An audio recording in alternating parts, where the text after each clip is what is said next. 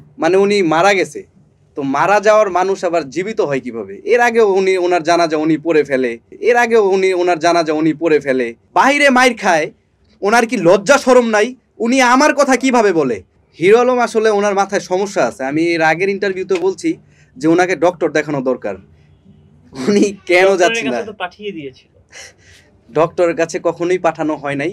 Hero আলমের আপনারা সবাই দেখছেন যে উনি সুন্দর করে শুয়ে আছে এইভাবে, এমনভাবে একটা ভাব। মানে উনি মারা গেছে। তো মারা যাওয়ার মানুষ আবার জীবিত হয় কিভাবে? এর আগেও উনি ওনার জানাজা উনি পড়ে ফেলে।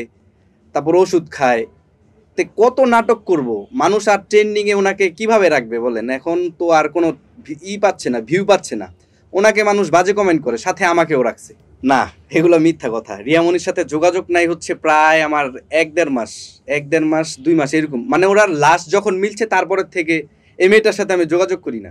বিষয় হচ্ছে রিয়ামনি ভালো মেয়ে, কিন্তু তারপরেও কিছু, কিছু ব্যাপার আমার রিয়ামনির সাথে আর বনে না, এর জন্য আমি যোগাযোগ করি না। এখন হিরো আলম কি করতেছে? হিরো আলমে শুধু রিয়ামনিরে নিয়ে বারবার আমাকে টান দিচ্ছে।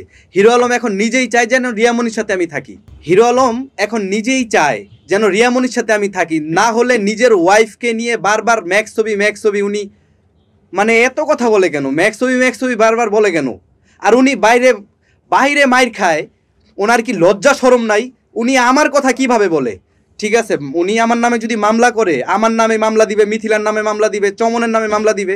মামলা আপনারাও আমার সম্পর্কে ৪-৫টা মামলা দিতে পারবেন। দেশের আইন আছে, যদি আমি ভুল কোনো কিছু করি আইন তদন্ত করবে। যদি মনে হয় যে আমি আসলে অপরাধী, তাহলে আইন শাস্তি দেখ, আমাকে কোনো সমস্যা নাই। কিন্তু এটা টোটালি একটা মিথ্যা কথা। এখানে আমি জড়িত ছিলাম না, কখনো জড়িত ছিলাম না। যখন ঘটনা হয় তখন আমি আমার ক্লাবে ডান্স করি।